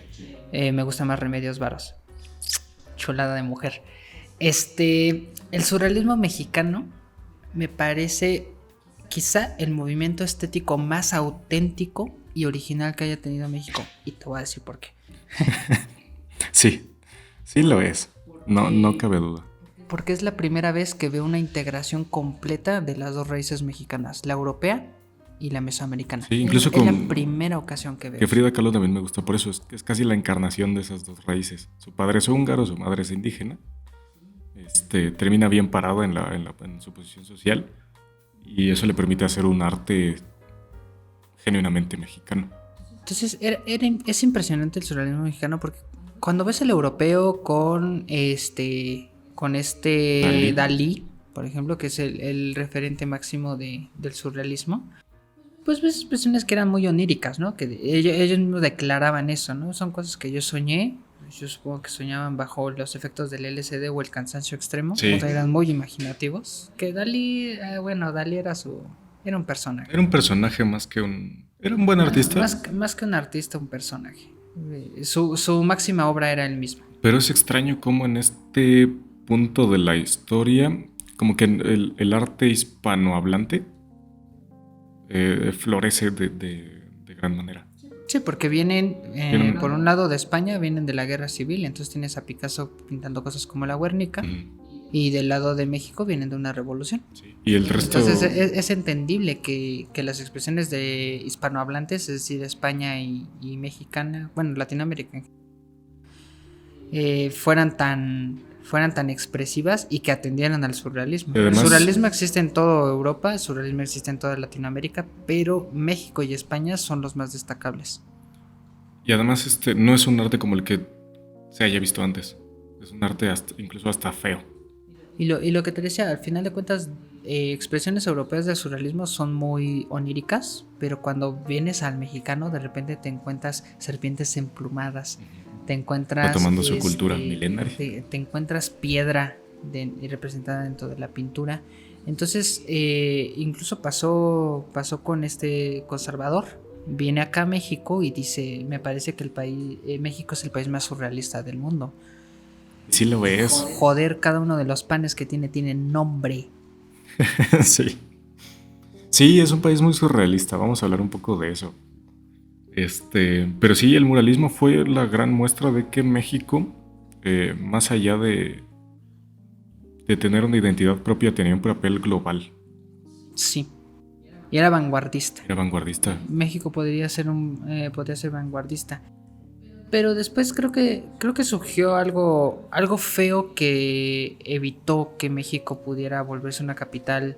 Es una capital cultural, es la capital cultural de América. Pero me parece que ya no existe el México como creador estético contemporáneo. Sí. Y ese problema viene de las Olimpiadas del 68. A mi parecer va a ser bien curioso esa parte. El cine de oro. Bueno, sí, faltaría el cine de oro. Sí, por supuesto. El cine de oro, que es de una calidad impecable. De hecho, yo siento que tiene más ritmo que películas de comedia estadounidenses. O que películas estadounidenses de la época. Los cineastas estadounidenses y europeos estaban filmando propaganda. Entonces aquí quedó espacio para nuestra industria cinematográfica. Nacen grandes íconos del cine mexicano, como podría ser Pedro Infante. Me gusta mucho Pedro Infante, su filmografía. Y es una muestra de identidad porque en muchas películas se replica un esquema donde está el mexicano que tiene estas tradiciones, que muestra de algún sentido, en alguna forma, lo que es ser el hombre mexicano, y te muestra cómo se comporta en diferentes escenarios cuando hay un extranjero cerca, ¿no? Por ejemplo, en muchas películas va a haber un gringo. Creo que habla mucho de la identidad nacional, cómo se ve el hombre mexicano a sí mismo, cómo ve a la mujer de México. Y es una gran expresión. Hay que mencionar que Hollywood estaba peleando la Segunda Guerra Mundial, entonces no podían producir gran cosa. Sí, y México se volvió una capital de cine. Sí. O sea, efectivamente. De gran calidad. Efectivamente, nuestro cine se exportó y entonces de repente verías a europeos viendo películas. Sí, vean Los Tres García, güey. Si quieren entretenerse un rato y no encuentran nada que ver en Amazon Prime, vean Los Tres García. Está muy, muy verga Los Tres García. Increíble. A mi parecer esa fue la última gran expresión de México. Tanto el surrealismo como el cine. El arte global. Se acabó después de eso. Cuando sucede lo del 68, a mí el periodo de diseño del 68 me parece muy importante por muchas cosas. Primera, creo que define cómo es va a ser la comunicación visual aquí en México, porque se diseña el metro. Y se diseñan muchos edificios que después atenderían a estos edificios funcionalistas que terminarían definiendo también la arquitectura moderna de México con la creación de CU, con la creación del Palacio de los Deportes, la creación del Auditorio Nacional. Todas estas estructuras en México que ya son muy representativas, que reflejan la arquitectura mexicana, pero que son modernas, ¿no? No tanto como lo puede ser Bellas Artes, lo puede ser el Monumento a la Revolución. En CEU sí puedes ver la transición, ¿no? O sea, todavía el Estadio Olímpico tiene murales, pero después ya no tanto. Empieza a existir este funcionalismo en el que los espacios, las plantas bajas son espacios de convivencia, son espacios de encuentro social. Y lo mismo se replica en el Museo de Antropología, por ejemplo. Lo mismo se replica en el Palacio de los Deportes, en el Foro Sol. Todos estos espacios que se empiezan a crear en esa época. Pero independientemente de esto, la gráfica como tal, que se ve súper bien con la gráfica que se muestra en el metro, toda esta señalética, diseñada por un gringo, por Lance Wyman. Creo que fue el parteaguas para que México integrara expresiones artísticas que no extranjeras y que empezara más que a importar arte, como lo hizo en su momento con los murales y lo hizo con el surrealismo, a exportarla. Que diga importarla. Sí, justo al revés, ¿no? Ajá. En vez de exportar su arte, empezó a importar arte. Y es por una falta de identidad que empieza a tener México. Y ahora sí, arte contemporáneo. Porque no hay trabajadores en ese momento, güey. Lance Wyman, americano. Tuvimos que hablar a un diseñador americano para que pudiera representar la gráfica mexicana en un evento tan importante como las Olimpiadas, ¿no? De ahí nace la escuela, por ejemplo, la UAM, como una respuesta que busca generar profesionales para esto. Y hay un escrito que toda persona que esté familiarizada y que le interese todo este tema del neocolonialismo y de las artes gráficas, por ejemplo, tiene que leer, que se llama Contra un diseño independiente. Es un libro generado por profesores que en ese momento pertenecían a la UAM, y es un decreto de cómo México se tiene que desapegar del diseño que se estaba manejando en ese momento por los países centro, es decir, los que habían ganado la Segunda Guerra, o al menos los que quedaron como potencias después de la Segunda Guerra, para generar sus propias pragmas, sus propios métodos, sus propias metodologías y modelos que ayuden a la creación de elementos gráficos y de trabajos gráficos. Es un libro súper interesante y es una propuesta directa que escupe y que dice: México tiene que ser independiente gráficamente del resto del mundo, porque efectivamente esto no es una observación que uno puede hacer simplemente por decir, no, pues es que contrataron a un gringo, ¿qué pasa? No pasa nada. No, literalmente existía una crisis estética dentro de México. Sí, porque después de eso, y no hemos podido superar esa crisis estética. Sí, porque en el 68 y antes del 68 no había una gran expresión artística porque el gobierno manejaba muchas cosas. Entonces, si manejan algo, tiene que ser institucional y funcional. Y además es horrible, güey, porque actualmente nosotros, ya entrando a si existe arte contemporáneo mexicano, actualmente nuestras expresiones artísticas, y me da pena decirlo porque yo soy diseñador y se supone que yo tendría que no ser parte de esto, atendemos mucho a expresiones artísticas que sean globales y funcionales. Es decir, usamos mucho escuelas que vengan de la Bauhaus alemana o americana, mucho diseño americano, mucho diseño europeo, y no tanto atendemos a la localidad, es decir, a un diseño mexicano, ¿no? Sí.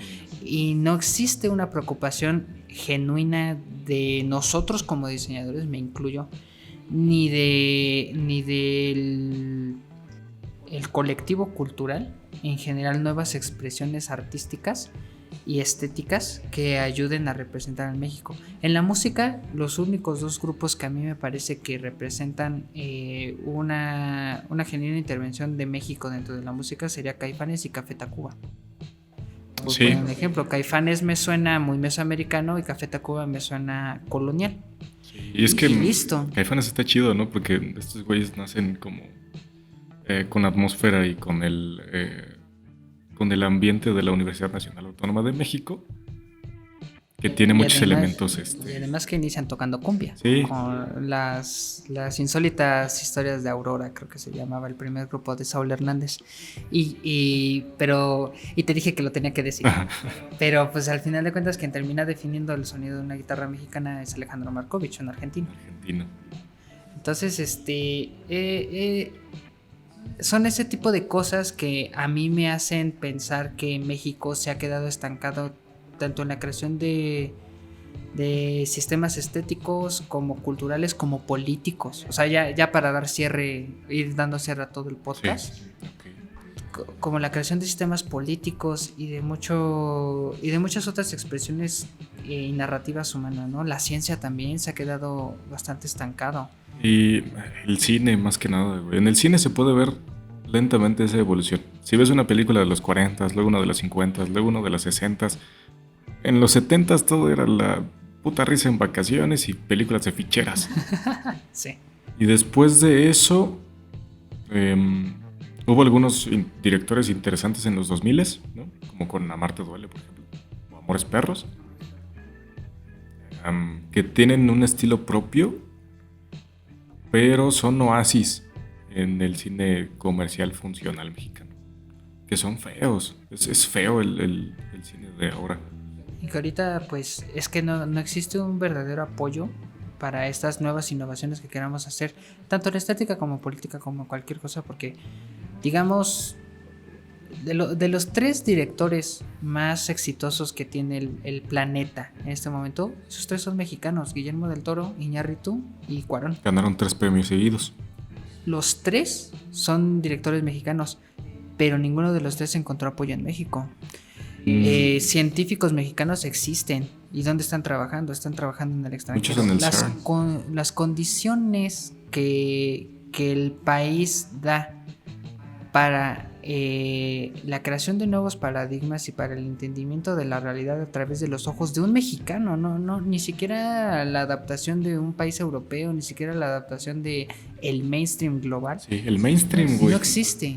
No existe tal apoyo. Hace es muy difícil. Hace poco vi una película alemana feísima, güey, que se llamaba Hola o Easy y Oso, algo así, güey. Ese es el título para empezar, ¿no? Pero era alemana. Y se parecía mucho a una película mexicana. Porque es este güey que es pobre y entonces llega una morra rica, veo un interés en este güey, que es voy a molestar a mi familia. Pero al final se enamoran y de pronto todos son felices, ¿no? Es una narrativa que se viene repitiendo desde hace mucho tiempo en el cine mexicano. Y era una película de calidad pésima, pero me pareció tan propia o tan familiar que dije, mira, la voy a ver. Y está fea de todos modos. El mainstream, güey. O sea, es una mala adaptación del mainstream. A ver. No sé. El Estado mexicano sí no debería producir cine comercial. No me gusta la idea de producir cine comercial. Pero si decimos eso, si estamos en contra de producir cualquier clase de cine comercial, entonces consumamos el otro tipo, ¿no? No es eso. Sería negar también cierta parte de los apoyos para el cine de otro tipo. Entonces creo que es un mal necesario las películas de... Yo creo que las películas de Omar Chaparro no tienen ningún pedo, ¿no? Sí, es un mal necesario. Finalmente son necesarias, pero debe de haber debería de existir un cierto interés tanto por la comunidad mexicana, porque también nosotros nos hacemos mensos y no consumimos esta parte de, por ejemplo, el underground mexicano en cuanto a música. No solemos consumir lo mexicano porque también nos parece de mala calidad, absolutamente. Y eso ya va con una percepción que nosotros tenemos de la realidad en la que nosotros estamos viviendo. Entonces, y esto va, o sea, Que quede claro, esto no solamente queda en la expresión estética artística. Sí, no. O sea, esto va absolutamente a todo lo demás. Así, el final del podcast. Exactamente. Sonado final del podcast. Todo lo que nosotros interpretamos como ciencia mexicana, productos mexicanos, artísticos y no artísticos, vaya, todo lo producido aquí en México en general llega a tener una tonalidad que roza en la mediocridad. Sí, porque sí, de hecho lo ves en cualquier cosa, ¿no? Incluso, ¿por qué decimos Mortálica, no?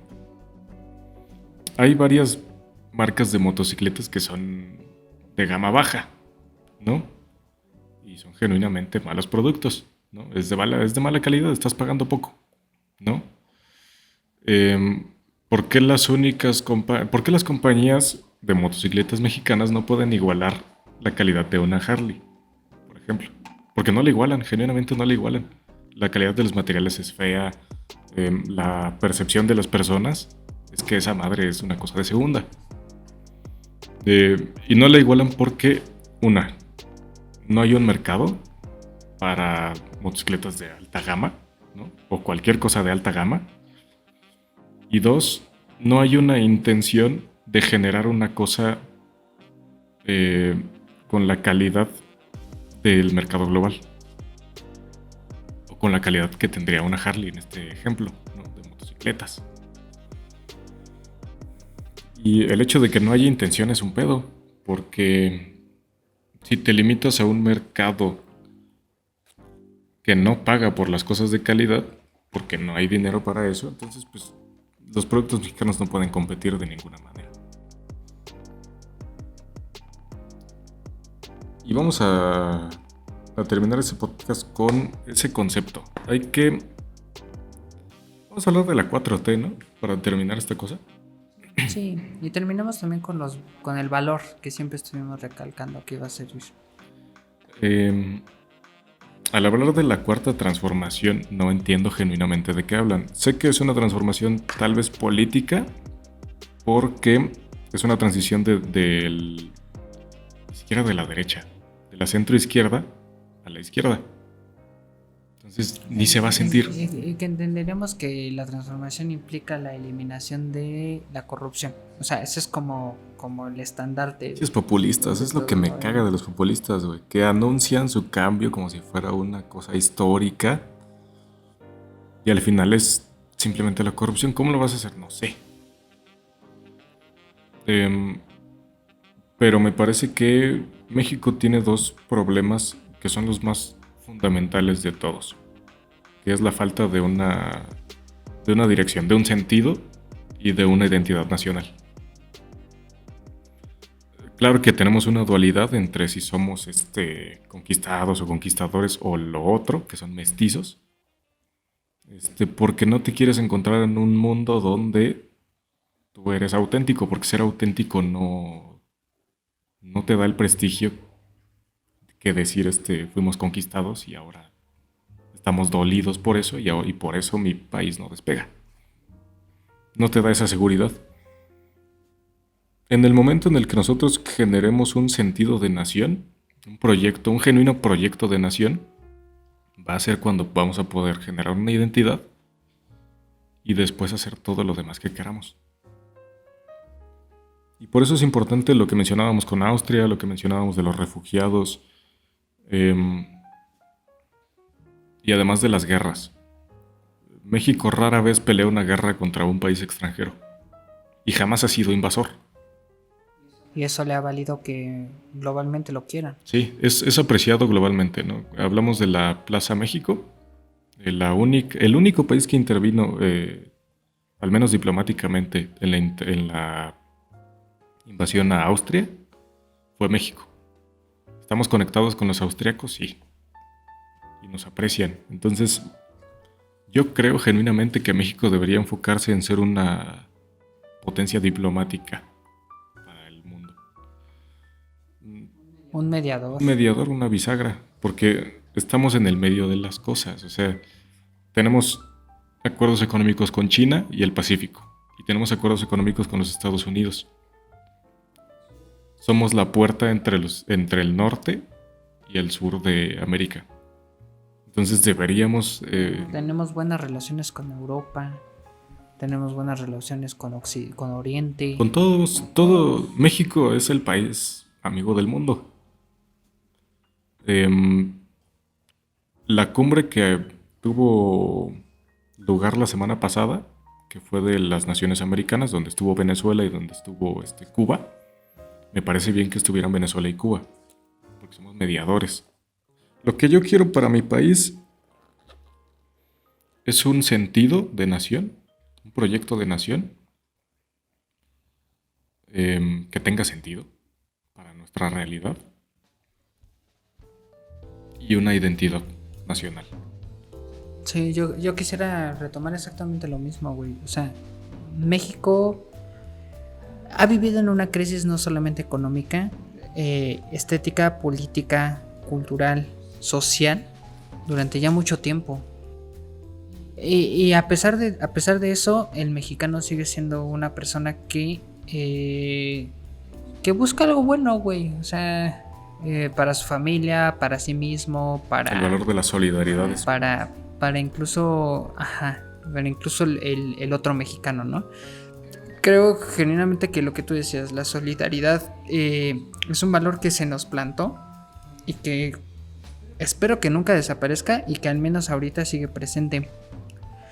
Y México requiere de un accionar cultural que lo permita reabastecerse de cosas, de conceptos, de valores y de paradigmas que le ayuden a enfrentar esta nueva realidad que tenemos sin verse absorbido por la globalidad. Sí. O sea, México puede mantenerse auténtico, lo ha hecho. Le ha costado trabajo y nos ha costado trabajo a nosotros como mexicanos mantener esta pequeña identidad, este sazón mexicano, estas cosas que hacen que México sea México y no sea otro país. Y no es en un sentido nacionalista, o sea, no es en un sentido de que no, es que México has to be great again. No, pero sí es necesario, güey. Es simplemente entender que nosotros estamos limitados o delimitados en esta determinada zona y que genuinamente queremos un espacio que funcione para cada uno de nosotros, que nos ayude a representarnos a nosotros mismos como mexicanos y como personas que vivimos en este territorio, y que también cambiemos la forma en que nos estamos comportando para con el demás globo, ¿no? Creo que lo hemos hecho no tan mal. No, el siglo pasado. Pero de pronto se torció. Ajá. Porque ha entrado una guerra en el que México se está peleando consigo mismo y no comprende que tiene que ayudar a crecer. México cada vez se quiere separar más, cada vez se encuentra enemigos en sí mismo y no permite que haya una conjunción de todos para poder crear lo que tú decías, un proyecto de nación, un proyecto que active económicamente, culturalmente y de todos los aspectos a México para llevarlo a algo más, ni siquiera apuntar al primer mundo. No, o sea, algo más auténtico. Simplemente haz a México, haz algo que ayude a todos los mexicanos, haz algo que permita que el país pues se sienta mejor a sí mismo. No necesitas demostrarle nada a otras personas, ¿no? Simplemente que el territorio sea pues un lugar más rico para vivir en muchos sentidos. El pedo es que lo venimos arrastrando desde hace mucho tiempo y no nos hemos ocupado de esto, güey. No sabemos si... Hay gente que todavía dice nos conquistaron, ¿no? Hay que empezar por eliminar ese mito. En este puto podcast no se vuelve a decir esa pendejada. ¿Cuál? ¿El que nos conquistaron? El que nos conquistaron. Le voy a dar un zape, güey.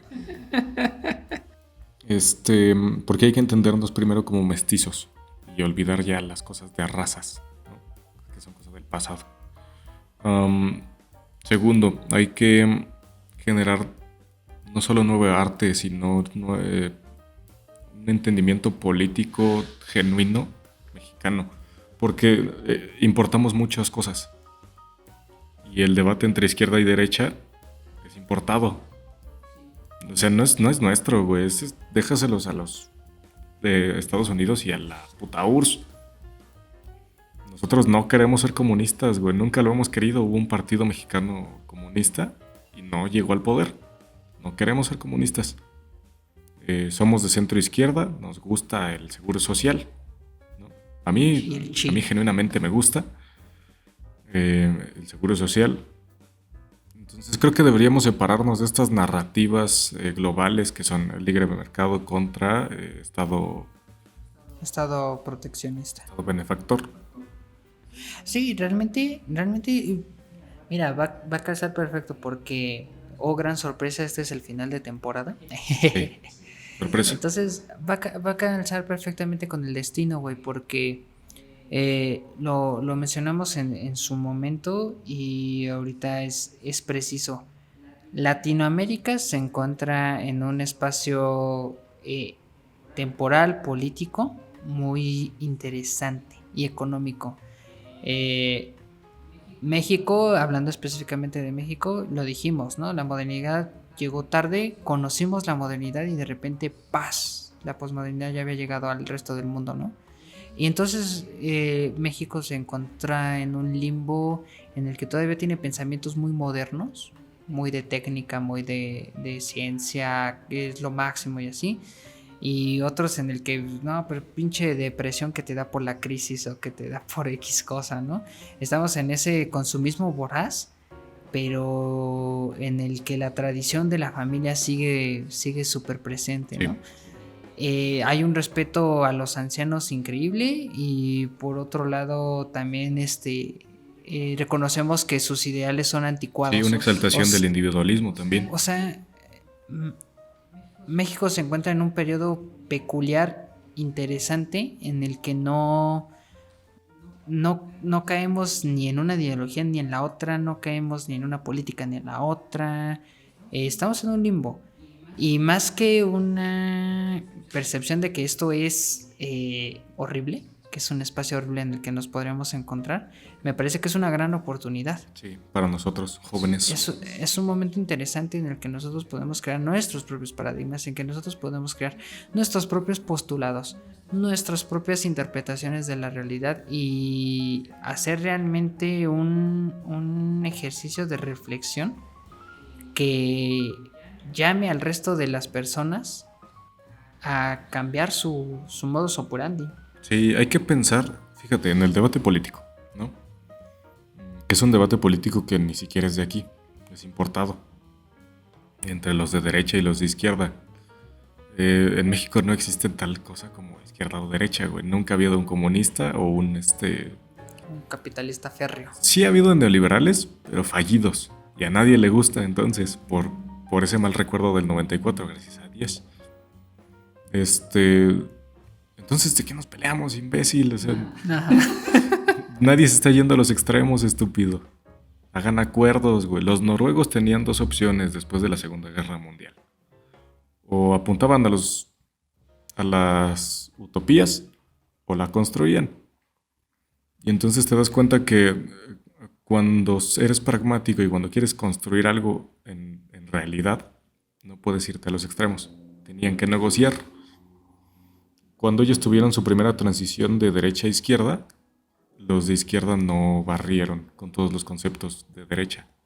Se quedaron con el mercado semilibre, pero bien regulado, y se quedaron con empresas estatales. Eso sí, pienso que debería haber empresas estatales en el ámbito estratégico. Empresas del agua, de electricidad, de petróleos. Todo lo que tenga que ver con energía y agua debería ser estatal. Y salud. Porque son cosas estratégicas. Todo lo demás, nada más lo regulas con la Constitución. Y también habría que ver las tradiciones y las concepciones que tiene nuestra propia gente, ¿no? O sea, no me cae bien el presidente, pero entiendo que es la decisión y la voluntad del pueblo, entonces mira, respétalo hasta cierto punto. y trabaja con ello. Pues sí, porque... Trabaja con ello. Te puedes quejar, sí, puedes estar todo el tiempo que tú quieras diciendo esto está mal y así asado, pero finalmente lo que toca hacer es trabajar. Sí, que eso es lo que los europeos no entienden de aquí. ¿Por qué se pelean tanto entre ellos mismos? Porque genuinamente no respetas la voluntad de tu pueblo, ¿no? Llegaste tarde a la modernidad. Te tocó el individualismo directo. Es como ver al sol directo, güey. No, te ciega de cierta forma. Entonces, me parece que es eso. Y tendríamos que hacer un proyecto de nación. Y ya. Y ya. Entiendan a la patria, mira. A mí me gusta mucho mi país, ¿no? Está este poema que se llama No amo mi patria. Lo tengo. No lo voy a leer, porque de eso no se trata.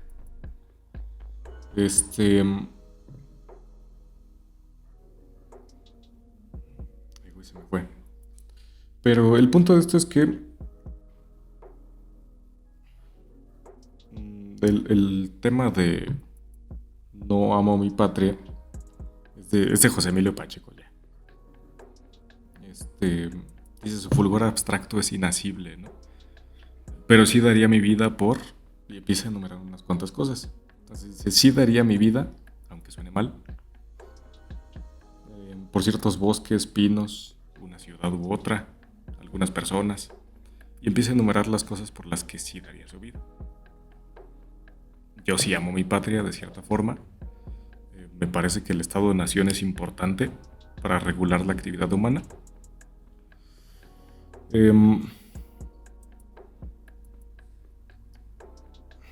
Y hay que entender a México, no justificarlo, porque México ha sido genuinamente mediocre en muchas cosas. Pero hay que entender que por este territorio, en este terreno, es tierra continental. Caben 22 países de Europa. Es poco gobernable. Hemos tenido la mitad de nuestra historia como nación en guerras, casi 100 años. No tenemos dinero, güey, no somos ricos. No somos ricos, güey. Debemos la mitad de lo que producimos al año. Debemos la mitad. Solo en intereses, güey, ni siquiera en la deuda. Entonces, entiéndanla, no la justifiquen, pero entiendan que es un pedo. No podemos financiar todo lo que queremos. Y ya, entiendan a su país. Denle chance un poco, pero tampoco lo dejen ser tan estúpido como para reunirse con funcionarios de Vox. Qué pendejada. Toda tu reflexión y chinga su madre. Me caga Vox. Chinga tu madre Vox. Pues bueno. Pues ya, ese sería el final de temporada. Gran podcast, güey, largo. Muy largo. Recuerden que son dos partes. Si escucharon esta parte primero, les faltó una. Sí, aguas. Está por allá. Que se publicó el miércoles pasado.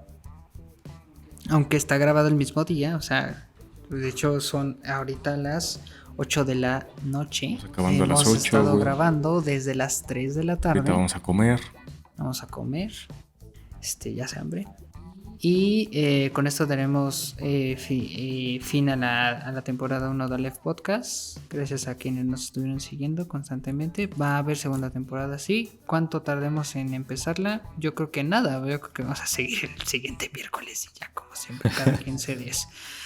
Nada más que era importante. De hecho, no habíamos planeado que esto fuera fin de temporada. Pero finalmente creo que calzaba perfectamente con lo que habíamos dicho desde el podcast del destino, el capítulo 1. Termina siendo cíclico, porque empiezas con el destino y luego dices, mira, mi patria no tiene destino, pero hay que formarlo. Sí, podría ser circular, ¿no? Entonces, creo que fue un buen intento, por eso este va a ser catalogado como programa especial, final de temporada. Y pues esperen noticias. Una vez más, no hemos podido subir cortitos, pinche universidad. Yo tampoco he podido subir publicaciones nuevas. Por ahí tengo unas pendientes. Quiero explicarles qué es Aleph para empezar, ¿no? cualquier cosa que ustedes tengan dudas, por favor, háblenlo. Casi no hay comentarios dentro de YouTube, que de hecho es la plataforma en la que menos nos escuchan. Sí, porque es complicado YouTube.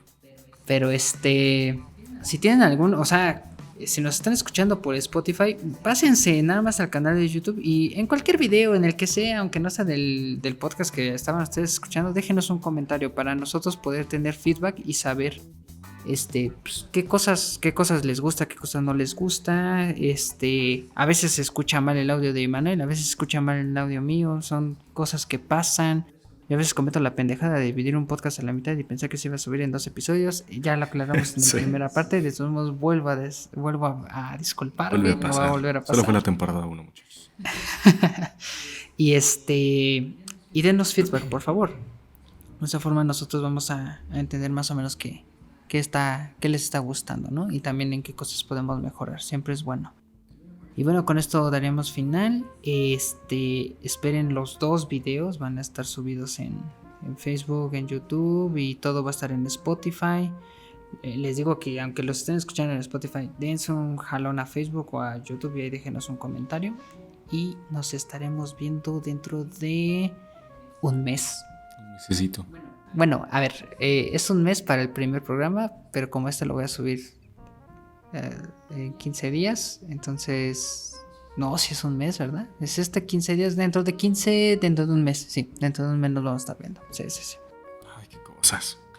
Entonces, y ya. ¿Y ya? ¿De qué va a ser la segunda temporada? ¿Del lenguaje?